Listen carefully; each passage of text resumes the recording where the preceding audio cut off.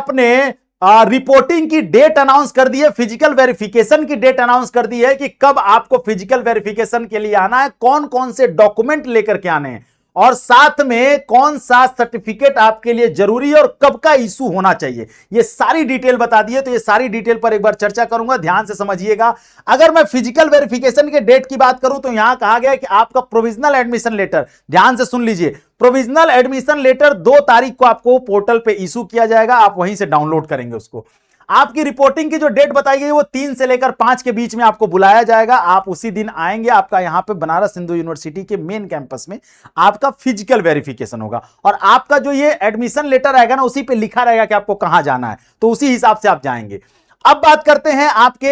Important document की, क्या क्या आपको लेकर के आना है। तो इंपॉर्टेंट डॉक्यूमेंट में अगर मैं बात करूं तो सबसे पहले कहा गया है कि जो भी डॉक्यूमेंट बताए जा रहे हैं उनका एक ओरिजिनल रहना चाहिए, साथ में पूरे सेट का एक फोटोकॉपी रहना चाहिए, और 6 फोटोग्राफ, ये एकदम कंपलसरी है। क्या क्या होना चाहिए आपके पास, तो प्रोविजनल एडमिशन लेटर होना चाहिए जो बीएचयू इशू करेगा 2 तारीख को, बीएचयू रजिस्ट्रेशन फॉर्म होना चाहिए प्रेफरेंस के साथ, सीयूटी एनटीए एप्लीकेशन फॉर्म होना चाहिए, सीयूटी एनटीए एडमिट कार्ड होना चाहिए, सीयूटी एनटीए स्कोर कार्ड होना चाहिए, इंटरमीडिएट और हाई स्कूल की मार्कशीट और सर्टिफिकेट होना चाहिए, कैटेगरी सर्टिफिकेट होना चाहिए, जिस भी कैटेगरी में आप आ रहे हैं, SC ST OBC EWS PWD candidate है,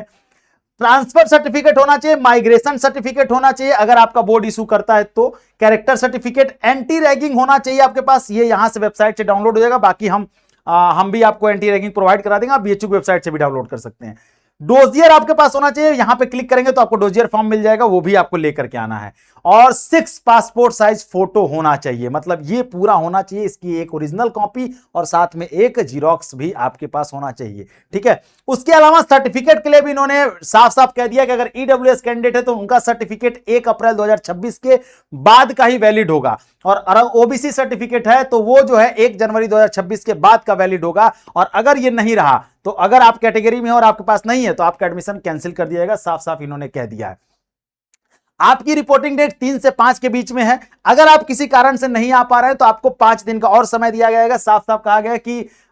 10 सितंबर के बाद उसे एक्सटेंड नहीं किया जाएगा, 10 सितंबर तक अगर आप आते हैं तो आपको एडमिशन दिया जाएगा, वरना आपका एडमिशन कैंसिल कर दिया जाएगा। तो ये पूरा डॉक्यूमेंट के साथ हमने आपको बता दिया कि आपको कब आना है, ठीक है। अब आप उस दिन आएंगे और आप जो है आकर के अपनी फिजिकल वेरिफिकेशन, अपना काउंसलिंग यहां पर पूरी करेंगे और एडमिशन को कंफर्म करेंगे, ठीक है। अभी भी कंफर्म है, लेकिन आप जब तक वहां आकर फिजिकल वेरिफिकेशन नहीं करेंगे नहीं कंफर्म होगा। आपको किस कोर्स में एडमिशन मिला है और